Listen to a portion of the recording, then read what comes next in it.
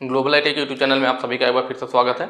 आज जो है हम लोग अपना फिटर थ्योरी जो सेकेंड ईयर की हमारी क्लासेस चल रही थी उसका पार्ट 8 सॉल्व करेंगे। ठीक है, जैसा कि मैं बताता हूँ आपको कि जो आप क्लासेस कर रहे हैं इसका पीडीएफ आपको कहाँ से मिलेगा या फिर आप ऑनलाइन टेस्ट कहाँ पे दे सकते हैं, तो उसके लिए आपको इसी वेबसाइट पे विजिट करना होगा www.globalit.org। ठीक है, इसके लिए आपको क्या करना है, सिंपली मैं थोड़ा सा बता देता हूँ आप लोगों को कि आपको अपने मोबाइल के ब्राउजर में ग्लोबल आईटी सर्च करना है। क्या सर्च करना है? Global IT. ग्लोबल आईटी जैसे ही आप सर्च करेंगे आपके फोन में कुछ इस टाइप से पेज ओपन होगा। सबसे पहले मिल जाएगा globalit.org, इस पर आपको क्लिक करना है, नया टैब ओपन हो जाएगा इस टाइप से। ठीक है, और जो ये ऑप्शन है होम, हमारे बारे में नई अपडेट आईटीआई कोर्स, अगर आप मोबाइल में यूज कर रहे हैं तो ऑप्शन आपको दिखाई नहीं देंगे। उसके लिए आपको राइट साइड कॉर्नर में जो 3 लाइनें बनी हुई है इस पर क्लिक करना है, फिर ये सारे ऑप्शन आ जाएंगे। फिर आपको आईटीआई कोर्स पे क्लिक करना है, तो इसमें ऐसे 4-5 ऑप्शन आएंगे। इसमें फिटर थ्योरी पे क्लिक कर लीजिए। फिटर थ्योरी पे जैसे ही क्लिक करेंगे फिर इस टाइप से टैब ओपन होगा, आपको नीचे को स्लाइड करना है। नीचे जाएंगे तो यहाँ पर देखिए fitter first year, fitter second year आ जाएगा। आप जिस भी ईयर के हैं उस पर क्लिक कर लीजिए। जैसे सेकंड ईयर के तो सेकंड ईयर पे क्लिक करेंगे, क्लिक करते ही नया टैब ओपन होगा, आपको नीचे को जाना है और जैसे ही नीचे जाएंगे तो यहाँ पर आपको देखिए सारी चीज़ें मिल जाएंगे। जैसे कि यहाँ पे है ऑनलाइन मॉक टेस्ट वगैरह, और नीचे और भी टेस्ट सीरीज पड़ी हुई है और पीडीएफ भी यहाँ पे पड़ा हुआ है। तो ऐसे नीचे स्लाइड करके सारी चीज़ें आप यहाँ से देख सकते हैं। ठीक है, चलिए हम अपनी क्लासेस की तरफ चलेंगे। ठीक है, आज का पहला हमारा क्वेश्चन है, यदि हब या पुली को अच्छी रूप से कुछ दूरी तक स्टार्ट पर स्लाइड करना है तो किस प्रकार की कुंजी का उपयोग किया जाता है। आप जानते हैं हम लोग जो है इसके पहले भी कई सारे क्वेश्चन कर रखे हैं कि जो हमारा पुली या गियर होता है उसे हम लोग हब बोलते हैं। क्या बोलते हैं? हब बोलते हैं, HUB हब। ठीक है, और साफ्ट होता है, तो साफ्ट हो गया और हब हो गया। हब मतलब जो साफ्ट पर हम पुली या गियर यूज करते हैं उसे हब बोलते हैं।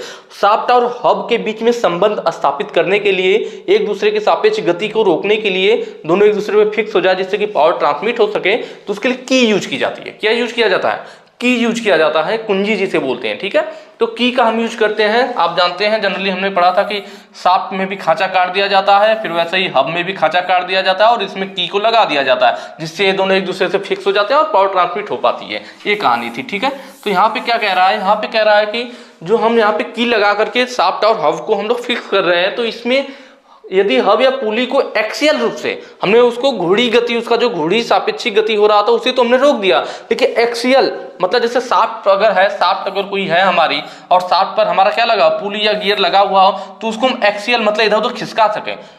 भाई राउंड के लिए तो हमने दोनों को फिक्स कर लिया।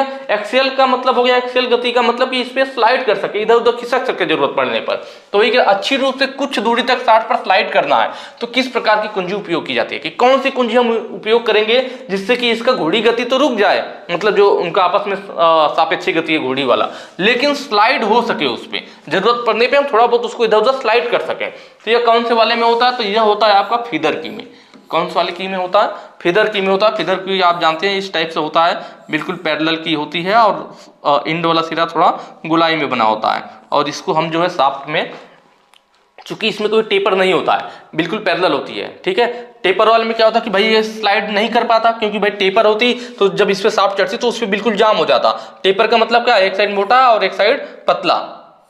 ठीक है, तो जब इधर से चढ़ाते तो यहाँ पे आके जाम हो जाता, फिर स्लाइड नहीं कर पाता ना, आगे करते लूज हो जाता, इधर चढ़ाते तो टाइट जाता ही नहीं क्योंकि टाइट हो गया यहाँ पर आकर। लेकिन जब ये बिल्कुल मोटाई में एक समान हो, इसमें क्या होगा, जो हमारी इसकी मोटाई होगी वो बिल्कुल एक समान होगी, कोई भी टेपर नहीं होगा इस वाले में। कौन से वाले में? फीदर की में। तो और इसकी गोलाई इस तरह से इंड वाला गोलाई में थोड़ा बना होता है।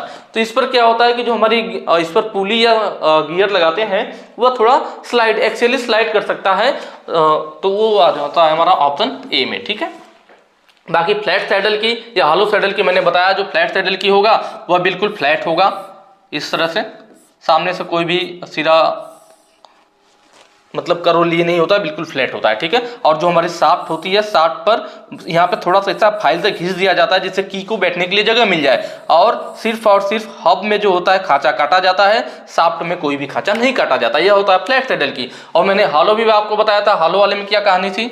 हॉलो वाले में जो लास्ट वाला है हॉलो में क्या था आपका कि भाई नीचे जो होता है, जैसे साफ्ट की आकृति है, साफ्ट के रेडियस के हिसाब से नीचे का उसका हिस्सा बना दिया जाता है इस टाइप से ना, तो यह हो जाती है हमारी हॉलो सैडल की। ठीक है, इसमें जो है साफ्ट को घिसने की कोई जरूरत नहीं है, साफ्ट जैसे का तैसे रहता है या उसी रेडियस का रहता है, या आके इस पर की बिल्कुल आसानी से बैठ जाती है, और हब में हमारा खांचा कटा होता है। आई बात समझ में? तो ये हमारा फ्लैट वाला हो गया, हॉलो वाला हो गया। सर्कुलर टेपर भी मैंने आपको बताया था, पीछे के क्वेश्चन में हमने कर रखा कि ऐसे टेपर में बनी हुई होती है। और इसमें क्या होता है कि जो शाफ्ट और हब होता है दोनों में अर्धवृत्ताकार खांचा कटा होता है इस टाइप से। जैसे शाफ्ट है, शाफ्ट में भी हमारा क्या होगा, मान लीजिए शाफ्ट है तो शाफ्ट में भी अर्धवृत्ताकार खांचा, और हमारे हब में भी अर्धवृत्ताकार खांचा कटा होगा। इसके ऊपर हमारा क्या होगा, हब होगा। तो दोनों में अर्धवृत्ताकार, शाफ्ट में भी और हब में भी, और इसमें इस की को, टेपर की को लगा दिया जाता है। यह हल्के पावर ट्रांसमिशन के लिए यूज की जाती है। किसके लिए यूज की जाती है? हल्का पावर ट्रांसमिट करने के लिए। ये भी मैंने आपको बताया था कि लाइट ड्यूटी के लिए यूज किया जाता है, हल्के कामों के लिए यूज किया जाता है। ठीक है, सर्कुलर वाला। तो सारी चीजें हमने यहाँ पर देख ली। नेक्स्ट क्वेश्चन में चलेंगे।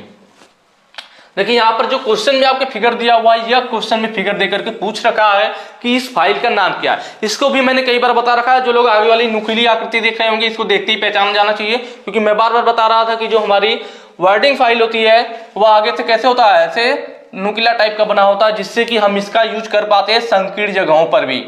कहाँ पे? नैरो जगहों पर, जहाँ पे संकीर्ण, जहाँ पर कम स्थान है, तो ये आगे वाला नुकीला हिस्सा वहां पर जाके फाइलिंग कर सकता है। प्लस वाइडिंग फाइल का सबसे ज्यादा जो हम यूज करते हैं वो ताले की मरम्मत में, की के हार्ड नाच में भी किया जाता है। किसका? वाइडिंग फाइल का। इसका तो यह जो फिगर दिया हुआ किसका दिया हुआ है? वाइडिंग फाइल का दिया हुआ है। ठीक है, उसके बाद पिलर फाइल भी मैंने आपको बताया था, क्वेश्चन में आपके दिया हुआ था। बाकी फाइल मैंने ले रखी है, जिससे कि जो नाम है उनको भी आप सामने देख लो, आपको याद रहे। ठीक है, पिलर फाइल का मैंने आपको बताया था कि यह हैंड फाइल के समान होता है, लेकिन उससे हैंड फाइल से कम चौड़ा होता है और उससे अधिक मोटा होता है। ठीक है, इसका भी यूज नैरो जगहों पे किया जाता है, जहां कम जगह है, क्योंकि भाई हैंड फाइल जिसमें नहीं जाएगी, क्योंकि हैंड फाइल चौड़ा है, उसकी अपेक्षा यह पतला है। तो मतलब जहां पे नैरो जगह होगी वहां पर हम इसका पिलर फाइल का यूज कर सकते हैं। और यह जो फिगर आपको दिख रहा है, यह पिलर फाइल का फिगर है। किसका फिगर है?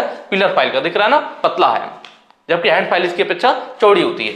फिर आती है बात ड्रेडनॉट फाइल की। ड्रेडनॉट फाइल मैंने बताया था सॉफ्ट मटेरियल के लिए यूज किया जाता है। किसके लिए यूज किया जाता है? सॉफ्ट मटेरियल के लिए। एल्युमिनियम हो गया, तांबा हो गया, पीतल हो गया, या फिर आजकल ज्यादातर ड्रेडनॉट फाइल का यूज प्लास्टिक की घिसाई के लिए भी किया जाता है। तो एग्जाम में ज्यादातर प्लास्टिक वाला नाम लेता है कि प्लास्टिक की घिसाई के लिए कौन सी फाइल यूज करते हैं? ड्रेडनॉट फाइल यूज करते हैं। जो आपके सामने फिगर दिख रहा है यहाँ पर, यह ड्रेडनॉट फाइल का फिगर है। ठीक है, इसको भी दिमाग में बैठा लीजिए, अपने माइंड में सेट कर लीजिए। ठीक, लास्ट है आपका स्विस पैटर्न फाइल। यह जो फिगर आपको बिल्कुल अलग टाइप का ही दिख रहा है, ये तो आसानी से पहचान में आ जाएगा। देख रहे स्विस पैटर्न और वार्डिंग बिल्कुल अलग टाइप है। इसमें नुकीला वाला और ये बिल्कुल इस टाइप से देख रहे हैं, यहाँ पे गोलाकार टाइप का ऐसे बनाया गया है। तो ये हमारा बिल्कुल अलग ही है, जैसे दिमाग में देखते ही आ जाए कि यार ये तो अलग वाला है। तो ये स्विस पैटर्न फाइल होता है। स्विस पैटर्न फाइल मैंने बताया था कि इसको प्राथमिक फिनिशिंग उपकरण भी कहते हैं, और जहाँ पे परिशुद्धता, चिकनाई की बात होती है, एक्यूरेट फिनिशिंग की बात होती है, तो वहां पे स्विस पैटर्न फाइल यूज करते हैं। ये चारों चीजें हुई हमारी। नेक्स्ट चलेंगे, अगला देखिए, कह रहा है कौन सा नट बोल्ट के सिरे की चूड़ियों को नुकसान होने से बचाता है। ठीक है, फिगर नहीं दिया हुआ, सिर्फ आपका क्वेश्चन था और ऑप्शन था। फिगर मैंने लिया हुआ जिससे आपको आसानी से समझ में आ जाए। तो यहाँ पे क्या पूछा था कि कौन सा ऐसा नट है जो चूड़ियों को नुकसान होने से बचाता है। तो आप फिगर देख करके पहचानिए। फिगर हालांकि है नहीं, मैंने फिगर ले रखा है, तो फिगर से आपको आइडिया लग जाएगा। जैसे आप नाम देख लो और उसका फिगर दिमाग में बैठा लो, अपने आप क्वेश्चन सॉल्व हो जाएगा। ठीक है, तो कह रहा है भाई कि कौन सा नट है जो बोल्ट के सिरों की चूड़ियों को नुकसान होने से बचाएगा। अब भाई बोल्ट का जो सिरा होता है, मान लीजिए बोल्ट हो गया, इस पर कटी हुई हमारी क्या थ्रेड कटी हुई है, तो यह जो सब है नट देख रहे हैं आर पार होल है। इस नट में भी आर पार होल है, इस नट में भी आर पार होल है। जब हम इसको टाइट करेंगे तो नट यहाँ आगे तक आ जाएगा और इधर इसका सिरा बोल्ट का खाली हो जाएगा। तो इसकी चूड़ियां खराब होंगी, बचेगा तो है नहीं, क्योंकि इतना पार्ट तो मशीन की बॉडी में चला गया। तो ये तो सेफ है, लेकिन जो बाहर हिस्सा निकला वो खराब होगा ना। तो इसकी सुरक्षा के लिए ही बनाया गया था। जो आपको पहला नट दिख रहा है यह बिल्कुल पैक टाइप का है, देख रहे हैं ना भाई। इधर दिखाया गया कि थ्रेड कटी हुई है, एक साइड थ्रेड कटा हुआ है, लेकिन पीछे की साइड देखिए बिल्कुल पैक है। इधर एक साइड जो नीचे वाला हिस्सा है तो उसको यहाँ दिखाया गया कि इधर थ्रेड अंदर कटा हुआ है, लेकिन ऊपरी हिस्सा क्या है, बिल्कुल प्लेन है, बंद है। तो उसको जब हम टाइट करेंगे तो नट बिल्कुल इसके किनारे पर ही टाइट हो जाएगा। कहाँ पे टाइट होगा, यहाँ किनारे पे टाइट हो जाएगा। यह वाला हिस्सा आकर के यहाँ पे टकरा जाएगा। तो क्या करेगा, यह बोल्ट को बिल्कुल पैक कर देगा। भाई अब इसमें तो इधर से सिरा दिखेगा नहीं बोल्ट का, तो यह क्या करेगा, जब बोल्ट को सिरे को पैक कर देगा तो यह इसकी चूड़ियों को नुकसान होने से, कहीं भी खराब होने से बचाएगा। तो यह बिल्कुल पैक है कैप की तरह, तो इसीलिए इसको कैप नट बोलते हैं। जैसे भाई पेन का कैप होता है तो कैप भी तो एक सिरे पे पैक होता है, एक तरफ होल होता है, एक तरफ पैक होता है। तो वैसे ये भी नट है, एक तरफ होल है जिधर थ्रेड कटा और एक साइड पैक है, तो यह भी कैप नट हो जाएगा। कैप की तरह है, कैप नट हो जाएगा। ठीक है, फिर उसके बाद आता है कैसल नट या स्लॉटेड नट। ये तो क्लियर हो गया ना, कौन सा नट बोल्ट के सिरे की चूड़ियों को नुकसान होने से बचा रहा है? कैप नट, क्योंकि उसका एक सिरा बिल्कुल पैक होता है और वो चूड़ियों को खराब होने से बचाता है। ठीक है, कैसल नट या स्लॉटेड नट। कई बार हाइड्रोलिक वाला भी पूछ लेता है कि हाइड्रोलिक लीकेज को भी रोकने के लिए तो भी यही नट होता है हमारा। ठीक है, कैप नट ही होता है हाइड्रोलिक लीकेज को रोकने के लिए। अब देखिए यहाँ कैसल नट है या स्लॉटेड नट है, तो ये दोनों भी लगभग एक ही जैसा है, दोनों में खांचा कटा होता है, लेकिन डिफरेंस क्या है? तो देखिए जो स्लॉटेड नट है, यहाँ देखिए दो नट मैंने दिखा रखा है, जो नीचे वाला नट है ना यह स्लॉटेड है, नीचे वाला नट जो स्लॉटेड है और यहाँ जो ऊपर वाला है हमारा कैसल नट है। ठीक है, तो दोनों में फर्क क्या है? तो जो स्लॉटेड नट था तो स्टार्टिंग में क्या किया गया, इनका लॉक नट के रूप में यूज किया जाता है। स्लॉटेड नट और कैसल नट का किस रूप में यूज किया जाता है? लॉक नट के रूप में। मतलब जो हमारा बोल्ट होता है, बोल्ट में कटी होती है थ्रेड। ठीक है, उसके अलावा इस बोल्ट में एक होल बना दिया जाता है। क्या बना दिया जाता है? होल बना दिया जाता है। तो इस नट को हम टाइट करते हैं, नट में काटते, देख रहे हैं यहाँ नट है और नट में क्या हुआ है? स्लॉट कटा हुआ है। नट में हर एक फेस पे मतलब 1 2 3 4 5 6 हेक्सागोनल नट है, तो 6 फलक हो गए और 6 फलक पे क्या होगा? ऐसा स्लॉट कटा होगा। कितना स्लॉट कटा होगा? तो 1/3 गहराई का। ठीक है, जितनी भी इसकी ऊंचाई होगी उसमें 3 से भाग दे दी जाए। जैसे इसकी ऊंचाई मान लो कि मैं 30 है, टोटल इस नट की ऊंचाई कितनी है? 30 है, तो इसका 1/3 मतलब 1/3 का मतलब क्या? 3 से भाग दे दो, 3 दाम में 10 मतलब 10 mm तक गहराई काट दी जाएगी। तो उसके नट का जो मोटाई है उस पर डिपेंड करेगा। ठीक है, जो गहराई है इसका, तो 1/3 गहराई तक स्लॉट कटा होता है। इस नट को टाइट करने के बाद क्या करते हैं? नट जब टाइट हो जाएगा तो इस होल के सामने जो भी स्लॉट आएगा उसमें स्प्लिट पिन, हमारी इस टाइप से स्प्लिट पिन होती है, स्प्लिट पिन को इस स्लॉट में से, इस बोल्ट के होल में से होते हुए डाल करके दोनों पैर को दोनों साइड मोड़ देते हैं। अब इससे क्या होगा कि जब भी मशीन में वाइब्रेशन होगा तो ये नट खुलेगा नहीं। जैसे आपने देखा होगा जो पंखा होता है, पंखा में इस टाइप का नट यूज किया जाता है। ठीक है, हालांकि उसमें सिर्फ बोल्ट में ही होल रहता है, नट वाले में स्लॉट नहीं कटा होता है, नॉर्मल वाला होता है। लेकिन इसी टाइप का कुछ कॉन्सेप्ट पंखे में भी रहता है, तो इसमें इसलिए हमने स्लॉट काट दिया। लेकिन जब हमने स्लॉट काटा नट में तो यह नट हमारा कमजोर हो गया। भाई इतना मोटा नट था, इसमें हमने 6 फलक पे तो 1/3 गहराई का स्लॉट ही काट दिया, तो हमारा क्या हुआ? नट कमजोर हो गया। कौन सा वाले में? स्लॉटेड नट में। तब इस नट की कमजोरी को दूर करने के लिए, नट की स्ट्रेंथ भी कम ना हो और हमारा काम भी बन जाए, तो उसके लिए फिर बनाया गया कैसल नट, जो आपको ये दिख रहा है। इसमें देखिए जो नट की डेप्थ थी उसमें कोई भी छेड़छाड़ नहीं किया गया, जैसे कि तैसे ही छोड़ दिया गया। इसके ऊपर एक्स्ट्रा हमने क्या किया? गोलाई में कुछ भाग को ऊपर बढ़ा दिया और फिर उसमें स्लॉट काटा। मतलब नट की जो ओरिजिनल डेप्थ थी इसमें ओरिजिनल में काट दिया था तो नट कमजोर हो रहा था, तो इसीलिए इसमें क्या किया कि ओरिजिनल में कोई छेड़छाड़ न करते हुए इसके ऊपरी हिस्से में कुछ भाग गोलाई में हमने बढ़ा लिया और उसमें स्लॉट काटा। उसको कैसल नट बोला गया। उसका भी काम सेम टू सेम यही वाला था कि पिन को डाल करके उसको लॉक किया जा सके। तो फर्क समझ में आया स्लॉटेड नट और कैसल नट में? तो आसानी से पहचान जाएंगे। स्लॉटेड नट उसी नट में जब स्लॉट काटा गया हो, कैसल नट जब नट के ऊपर कुछ हिस्सा गोलाई में बढ़ा करके उसमें स्लॉट काटा जाए, तो इससे क्या होगी? उस नट की स्ट्रेंथ कम नहीं होगी। ठीक है, फिर नल नट कहां यूज किया जाता है? जहां पर हाथ के द्वारा ही नट को खोला और बंद किया जा सके, वहां पे नल नट यूज करते हैं। यहाँ आपको फिगर में दिख रहा होगा, देख रहे हैं ना, नर्लिंग किया गया है। इस पर नर्लिंग टूल के द्वारा लाइनें बनी हुई है दानेदार, जिससे कि हाथ की पकड़ मजबूत हो, तो हम हाथ से ही इसको टाइट या लूज कर सकते हैं, उसको नल नट कहा जाता है। ठीक है, यह ज्यादातर हमारा जो मेजरिंग इंस्ट्रूमेंट वगैरह होते हैं उसमें लगा रहता है नर्लिंग वाला नट हर जगह, जो मेजरिंग, क्योंकि हाथ के द्वारा टाइट लूज करना है तो वहां पे हम लोग नर्लिंग वाला यूज करते हैं। ठीक है, आपने देखा भी होगा जो आपका क्या कहते हैं वर्नियर कैलिपर वगैरह होता है, ठीक है, उसमें भी इस टाइप से नर्लिंग नट लगा होता है, तो आप हाथ के द्वारा उसे टाइट कर सकते हैं और लूज कर सकते हो, नल नट हो जाएगा आपका। अगला देखते हैं। अगला कह रहा है प्रिसीजन टूल रूम अनुप्रयोगों के लिए किस ग्रेड के स्लिप का उपयोग किया जाता है। ठीक है, किसके लिए? प्रिसीजन टूल रूम की बात कर रहा है। देखिए जो हमारा स्लिप गेज का ग्रेड है, पहले तो ग्रेड 00, ग्रेड 0, ग्रेड 1, ग्रेड 2, ये 4 होते हैं। ठीक है, पर बीआईएस के अनुसार कभी पूछ दे तो उनके अनुसार 3 ही ग्रेड है। कौन कौन सा है? 3 ही ग्रेड है। लेकिन जो इन्होंने यहाँ पे क्या रखा है, प्रिसीजन के लिए 4 दे रखा और पूछ रहा प्रिसीजन टूल रूम का। ठीक है, तो पहले हम जानेंगे कि इसको क्या क्या कहते हैं। जो ग्रेड 00 है इसको कैलिब्रेशन ग्रेड कहते हैं। क्या बोलते हैं? कैलिब्रेशन ग्रेड बोला जाता है।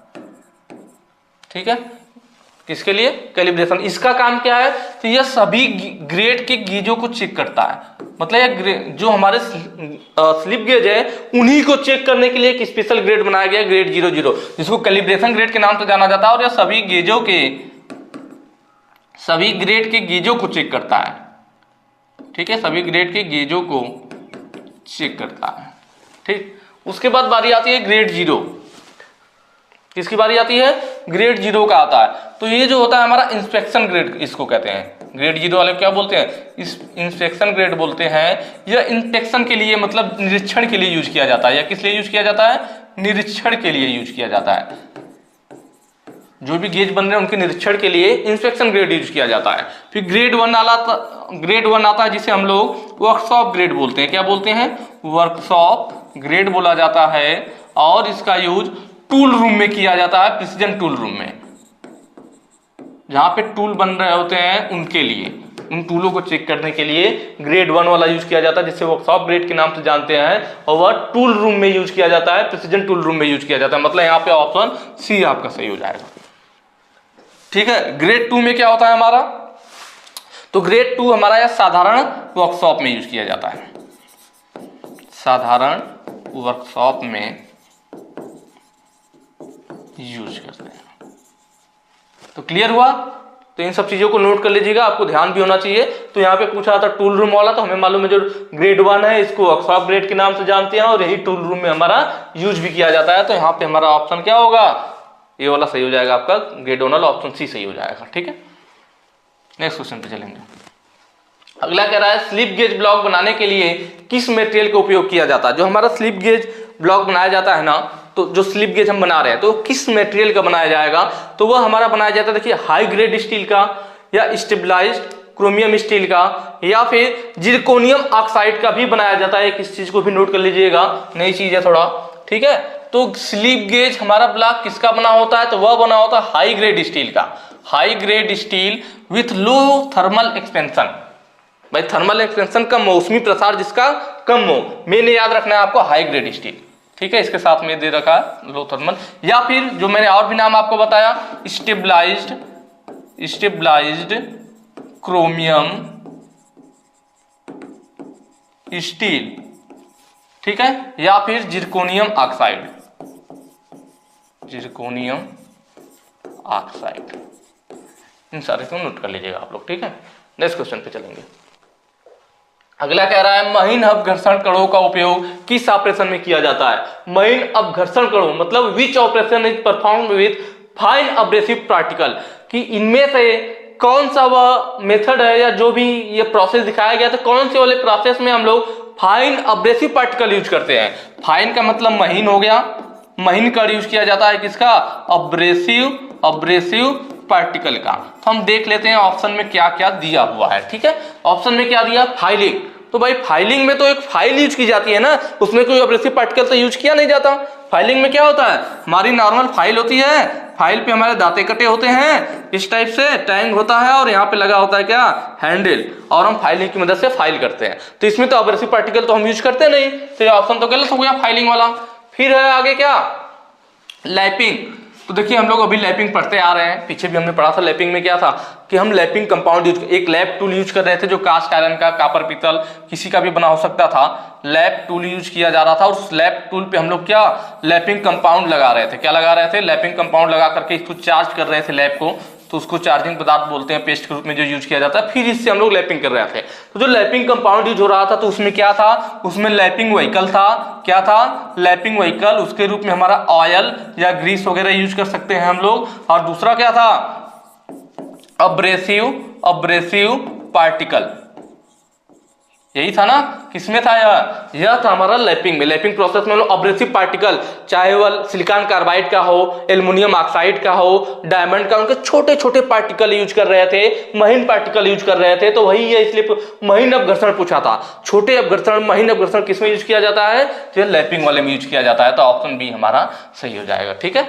बाकी स्क्रैपिंग देख ही रहे, स्क्रैपिंग क्या होता है? तो इसमें हमारा एक स्क्रैपर होता है जो कि इस टाइप से बना होता है, कटिंग एज थोड़ा सा उत्तल लिए हुए बना होता है किसी चीज में, किसी में अलग अलग टाइप के जैसे होते हैं हमारे, ठीक है। ये हमारा क्या होता है? स्क्रैपर होता है, ठीक है। और इधर भी इसमें उसी टाइप से इसमें क्या होगा? हैंडल यहाँ पे लगा दिया जाएगा और इससे पकड़ के हम स्क्रैपिंग करते हैं। तो इसमें भी कोई एब्रेसिव पार्टिकल तो यूज हो नहीं रहा है। जहां पे हमारा कोई भी सरफेस है उसमें बीच बीच में जहां बार होता है उसको पहचान करके परथेम ब्लू वगैरह लगा करके सरफेस प्लेट पे रगड़ करके पहचानते हैं और उनको फिर इस स्क्रैपर की वजह से स्क्रैप किया जाता है। तो इसमें भी नहीं है। पॉलिशिंग क्या है? तो पॉलिशिंग जो है हमारा लैपिंग, होनिंग और आपका सुपर फिनिशिंग प्रोसेस होता है, उनके करने के बाद पॉलिशिंग किया जाता है। पॉलिशिंग में जो हम यूज करते हैं इसमें व्हील यूज किया जाता है। वह व्हील किसका बना होता है? वह व्हील हो सकता है आपका ऊन का बना हो। किसका बना? ऊन का बना हो, लेदर का हो सकता है, ऊन का, लेदर का, कागज का, मतलब यह नॉर्मल व्हील होता है, इसमें कोई एब्रेसिव पार्टिकल नहीं है। और पॉलिशिंग का देखिए, पॉलिश का मतलब क्या? कोई चीज आप पॉलिश मारते हैं तो वो क्या होती है? चमकने लगती है ना। पॉलिश मारना मतलब चमका देना। तो इस पॉलिशिंग का काम यही था, इसलिए इसके जो व्हील थे वो ऊन, लेदर, कागज के बने हुए थे, या कोई कटाई का काम नहीं कर रहे थे, ऊन, लेदर, कागज के बने थे। मतलब इसके द्वारा किसी पार्ट के बड़ी कमी को ठीक नहीं किया जा सकता, सिर्फ और सिर्फ उसमें चमक लाया जा सकता है। जो उस पार्ट्स पे टूल के निशान रह गए हैं, भाई किसी चीज से टर्निंग करोगे या फाइल से जब आप फाइलिंग करते हो तब भी फिनिशिंग तो होता है, लेकिन फाइल के हल्का हल्का निशान आ जाता है उस पे, या किसी टूल से टर्निंग करे तो उस टूल का निशान आ जाता है। तो टूल के निशान वगैरह को हटाने के लिए हल्के काम, कोई बड़ी कमी को ठीक नहीं किया जा सकता पॉलिशिंग के द्वारा, टूल के निशान वगैरह हटा करके सतह को चमकदार बनाया जाता है। ठीक है, तो वो पॉलिशिंग होता है हमारा। तो इसमें किसी में एब्रेसिव पार्टिकल नहीं यूज हुआ, सिर्फ और सिर्फ लैपिंग में यूज हुआ। या ग्राइंडिंग होता तो ग्राइंडिंग भी एब्रेसिव पार्टिकल से बना होता है, तो ग्राइंडिंग, लैपिंग में इन सबों में एब्रेसिव पार्टिकल यूज किया जाता है। होनिंग में होता है आपका। नॉर्मलाइजिंग करने का उद्देश्य क्या है? देखिए अगला क्वेश्चन पूछ रहा है, इस टाइप के क्वेश्चन तो हम लोगों ने बहुत सारा कर लिया, पीछे भी बहुत सारे ट्रीटमेंट से क्वेश्चन आ गए, तो आपको बिल्कुल आसानी से इसको कर लेना चाहिए। मैंने सारा बता भी रखा है कि कब क्या हमें सही करना है। भाई नॉर्मलाइजिंग का उद्देश्य, एक एक ऑप्शन को पढ़ते हैं क्या कह रहा है। एड कटिंग एबिलिटी, काटने की क्षमता जोड़ना। कोई चीज कब काटाई करेगा? जब वो कठोर होगा। भाई दूसरे को तभी तो काट पाएंगे जब हम कठोर हो, मतलब जो मटेरियल काटने वाला वो कठोर हो, तो वो कठोर होगा, हार्ड होगा, तभी तो दूसरे को काटेगा। तो इसका मतलब यह कब होगा काटने की क्षमता? जब वो हार्ड होगा, और हार्ड का मतलब हार्डनिंग प्रोसेस। इसका मतलब काटने की क्षमता किसके द्वारा जोड़ा जाता है? हार्डनिंग के द्वारा जोड़ा जाता है। तो यह ऑप्शन सही होगा नहीं। नेक्स्ट कह रहा है डेवलप हाई हार्डनेस, उच्च कठोरता। यह भी हार्डनिंग के द्वारा होता है। भाई किसी चीज में उच्च कठोरता का गुण कब आएगा? जब वो हार्ड होगा। कोई चीज ज्यादा कठोर कब होगी? जब वो हार्ड होगी। और हार्ड कैसे होगी? हार्डनिंग प्रोसेस के द्वारा होगी। उसे अपर क्रिटिकल टेम्परेचर तक गर्म कीजिए और तेजी से ठंडा कर दीजिए, वो मार्टेनसाइट एक कठोर पदार्थ में बदल जाएगा। इंक्रीज वियर रेजिस्टेंस, घिसने का प्रतिरोध बढ़ाए। घिसने का प्रतिरोध बढ़ाए का मतलब वो जल्दी घिसे नहीं। घिसने का प्रतिरोध मतलब वो जल्दी घिसे नहीं। अब कोई चीज जल्दी कब नहीं घिसेगी? जब वो हार्ड होगी। पढ़िए वर्डों को, शब्दों को पढ़िए और उनको समझिए वो क्या कह रहा है कि घिसने के प्रतिरोध को बढ़ाए मतलब वो जल्दी घिसे नहीं। और कोई चीज जल्दी कब नहीं घिसेगी? जब वो हार्ड होगी तो नहीं घिसेगी। इसका मतलब इसमें भी वही बात कर रहा है कि भाई जल्दी घिसना नहीं है, मतलब हमें इसे हार्ड करना है। और हार्ड कब होगा? हार्डनिंग के द्वारा। तीनों ऑप्शन जो है हार्डनिंग का ही दे रखा है। बचा लास्ट स्ट्रेस और स्ट्रेन को दूर करना। तो अब यही ऑप्शन बचा है, तो इसी को सही कर देंगे। मैंने बताया था आपको कि जनरली जो होता है स्ट्रेस स्ट्रेन को दूर करने के लिए हम लोग अनलिंग करते हैं, पर अनलिंग ऑप्शन में ना हो उस केस में नॉर्मलाइजिंग को भी सही कर सकते हैं, क्योंकि नॉर्मलाइजिंग के द्वारा भी स्ट्रेस वगैरह को दूर किया जाता है। ठीक है, पर अगर ज्यादातर हम लोग अनलिंग को प्रेफरेंस करते हैं, अगर वो नहीं हो तो फिर नॉर्मलाइजिंग वाला भी कर लेते हैं। नेक्स्ट क्वेश्चन में चलेंगे। स्टील की किस संरचना में 0% कार्बन होता है? तो देखिए जो पहला ही ऑप्शन दे रखा है आपका फेराइट, यही सही होगा। फेराइट में जो होती है कार्बन की 0 मात्रा होती है, यह सबसे शुद्ध लोहा होता है। सबसे शुद्ध लोहा, शुद्ध लोहा का मतलब पूरा प्योर मेटल ही होता है। इसमें कार्बन की मात्रा बहुत ही नाम मात्र के बराबर होती है, या कह सकते हैं कि 0% होती है। यह सबसे मुलायम संरचना होती है, यह सबसे मुलायम संरचना होती है। आई बात समझ में? सबसे शुद्ध लोहा फेराइट होता है और यही सबसे मुलायम संरचना होती है। पियरलाइट में क्या होता है? पियरलाइट जो होता है हमारा सीमेंटाइट, सीमेंटाइट और शुद्ध आयरन। शुद्ध आयरन मतलब फेराइट, क्योंकि अभी मैंने बताया कि फेराइट सबसे शुद्ध लोहा होता है। तो फेराइट कहिए या फेराइट कहिए या फिर शुद्ध आयरन कहिए, शुद्ध आयरन। ठीक है, तो सीमेंटाइट और फेराइट जब मिलते हैं तो बनाते हैं क्या? पियरलाइट,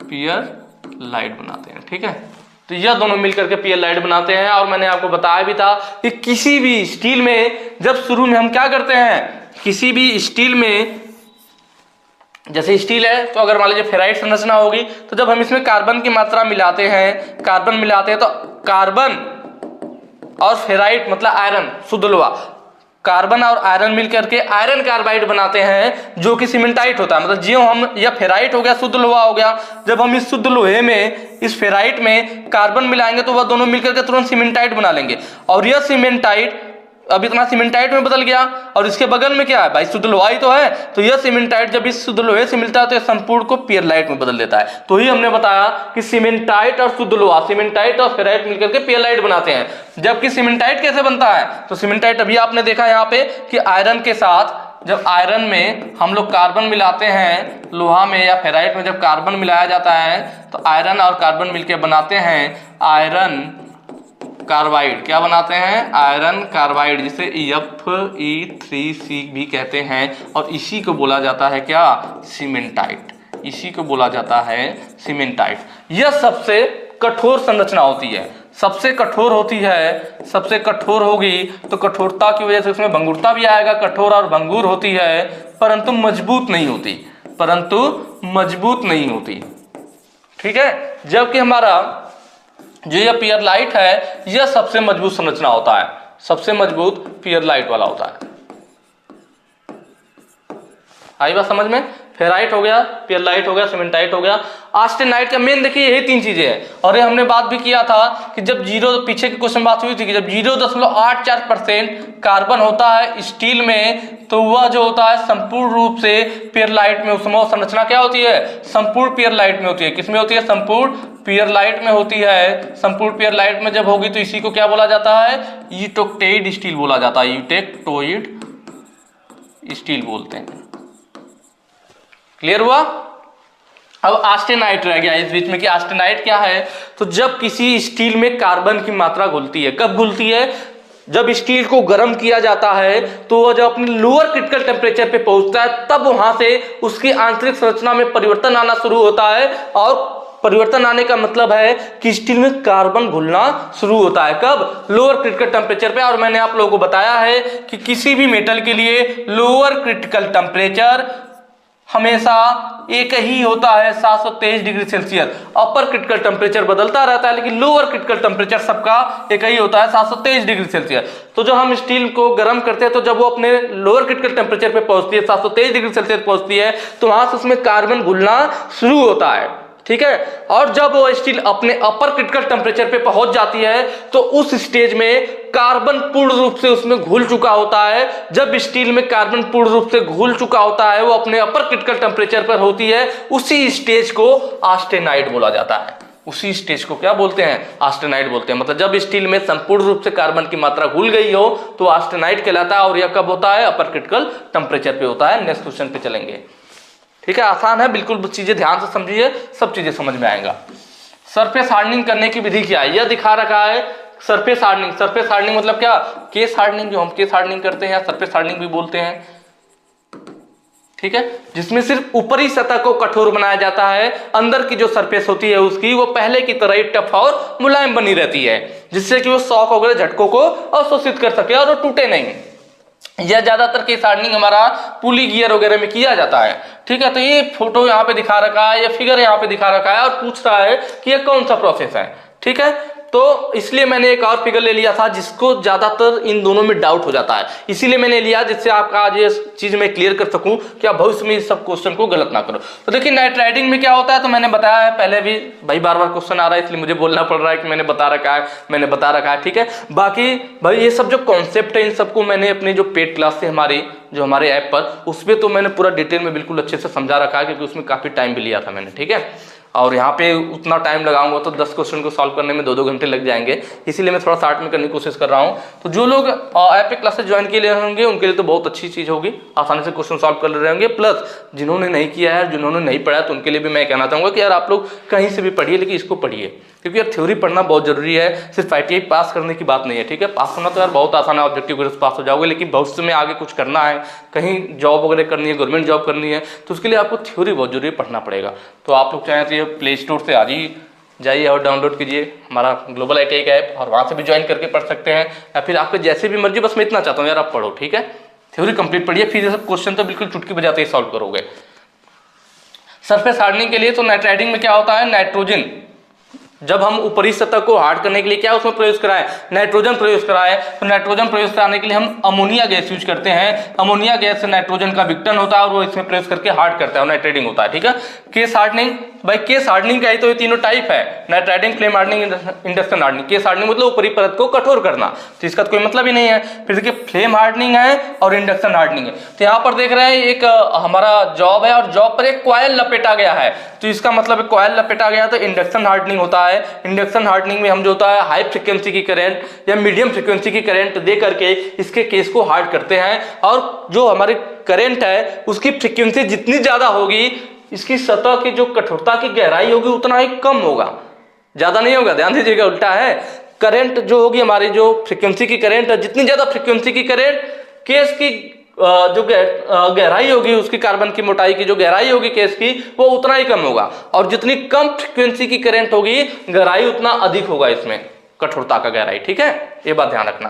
तो यह इंडक्शन हार्डनिंग हो गया। कंफ्यूजन कहाँ आता है, जो मैं आपको कह रहा था यहाँ पे क्लियर करने के लिए, फ्लेम हार्डनिंग वाले में। किसमें, फ्लेम हार्डनिंग वाले में। कैसे, यहाँ फिगर देखिए, जैसे यह फिगर है वैसे यह भी फिगर है। तो कभी कभी क्या होता है, लोग जल्दबाजी में देखते हैं कि ये देखिए यहाँ पे जॉब, ये जॉब, इसमें कॉइल की तरह लपेटा गया, इसमें भी लपेटा गया है, तो देख के सोचते हैं अरे यार ये तो इंडक्शन हार्डनिंग आ गया। नहीं, आपको ध्यान से देखना है। इसमें सिर्फ देखिए कॉइल लपेटा गया है, इसमें देखने में लग रहा है कॉइल लपेटा गया है, जबकि यह क्या है, हमारी गैस की पाइप है, वाटर की पाइप है ठंडा करने के लिए। और यहाँ पे देख रहे हैं ये लौ जलते हुए दिखाया गया है। यहाँ पे ध्यान से देखिए, लौ जल रही है, आग की लौ जल रही है, बर्नर। हालांकि जब आपको एग्जाम में फिगर देगा तो ये सब लिखेगा नहीं ना कि गैस है, वाटर है, बर्नर है, ये सब लिखता था तो पकड़ ही लेते हैं, लेकिन लिखेगा नहीं। सिर्फ और सिर्फ आपको क्या देगा, जैसे ऊपर फिगर दिया हुआ कुछ लिखा नहीं वैसे ही फिगर देगा, तो आप यहां से पहचानोगे कि यार इसमें देखिए आग जलता हुआ दिखाई दे रहा है। आग मतलब फ्लेम, जब फ्लेम जलेगी तो क्या होगा, फ्लेम हार्डनिंग होगा, जिसे सैलो हार्डनिंग के नाम से भी जानते हैं। किसके नाम से, सैलो हार्डनिंग के नाम से भी जानते हैं, ठीक है। तो यह भी फिगर उसी का है, फ्लेम हार्डनिंग का। ऊपर वाला भी उसी का है। ऊपर वाले में भी देखिए दिखाया जा रहा है कि यहाँ से पानी गिराए जा रहे हैं पीछे पीछे, और आगे आगे क्या चल रहा है, ये फ्लेम जल रहा है। इसमें से क्या जल रहा है, फ्लेम, इतनी चौड़ाई में फ्लेम जल रहा है, फ्लेम आगे जलते हुए जा रहा है, पीछे पानी गिरता हुआ आ रहा है, जिससे कि वह हार्ड होता जा रहा है। तो यह भी फ्लेम हार्डनिंग का फिगर है, इसमें भी फ्लेम जल रही है, यह भी फ्लेम का है। तो इन दोनों में ध्यान देना है कि भाई कंफ्यूज मत होना, ये इंडक्शन का है, कोई फ्लेम व्लेम नहीं है, इसमें फ्लेम जल रही है, फ्लेम हार्डनिंग का। तो जब भी फिगर है तो एक बार थोड़ा सा गौर से देख लेना, तुरंत जल्दबाजी में नहीं कि फटाक से टिपो आगे चले जाओ, ठीक है। तो ये क्लियर हो गया आपका। नेक्स्ट क्वेश्चन पे चलेंगे।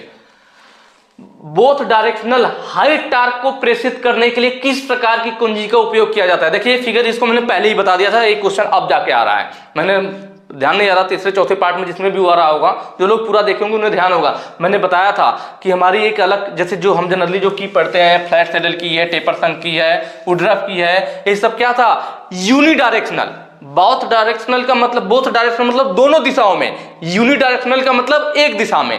तो ये जो सब हमारी की है ना ऊपर वाले तीनों, ये हमारे क्या है कि एक ही दिशा में टार्क को संचारित करने के लिए यूज की जाती है, टार्क को पावर को ट्रांसमिट करने के लिए एक दिशा में, ठीक है। टार्क को या पावर को एक दिशा में ट्रांसमिट करने के लिए ये सब यूज की जाती हैं। लेकिन ये जो टेंजेंशियल की है, जिसे स्पर्शी की कहते हैं, ज्यादातर टेंजेंशियल की लिख करके हिंदी में भी आता है, तो आप नाम याद रखिए इंग्लिश वाला, टेंजेंशियल की। तो इसका यूज किया जाता है कहाँ, बोथ डायरेक्शनल हाई टार्क, मतलब दोनों दिशाओं में, एक दिशा में नहीं, आगे या पीछे, इधर को भी और इधर को भी, मतलब क्लॉकवाइज एंटी क्लॉकवाइज, दोनों दिशाओं में हाई टार्क जो है प्रेषित करने के लिए, ट्रांसमिट करने के लिए टेंजेंशियल की यूज की जाती है। यहाँ फिगर आप देख लीजिए, टेंजेंशियल की इस टाइप से होता है, या पेयर में यूज की जाती है। देख रहे हैं, एक टेंजेंशियल की इधर पतला इधर चौड़ा, टेपर में है ना, वैसे ही ऊपर भी है। तो दो को हमने पेयर में लगा रखा है और उनको फिर यहाँ पर लगाया हमने। ये शाफ्ट हो गई हमारी, शाफ्ट पर देखिए एक यहाँ पे हमारा, इधर पेयर में हमारा क्या लग गया, टेंजेंशियल की दो पेयर में लगाई जाती है, दोनों जोड़े में लगाए जाएंगे कि इधर, और शाफ्ट पे जो लगाए जाएंगे दोनों कितने, तो एक दूसरे से 120 डिग्री के एंगल पे। ये भी आपको ध्यान रखना, जो टेंजेंशियल की होती है पेयर में यूज की जाती है, 120 डिग्री के एंगल पे यूज की जाती है, ठीक है। और किस लिए यूज किया, बोथ डायरेक्शनल हाई टार्क, मतलब दोनों दिशाओं में हाई टार्क के लिए यूज की जाती है। तो ये आपका ऑप्शन डी सही हो जाएगा। और बस आज की वीडियो में इतना ही, और हर बार की तरह फिर आज मैं वही कहूँगा, अगर वीडियो आपको अच्छी लगी है तो ज़्यादा से ज़्यादा शेयर कीजिएगा, कमेंट करके बताइए कि आपको समझ में आ रहा है, नहीं आ रहा है, कैसा लग रहा है, ठीक है।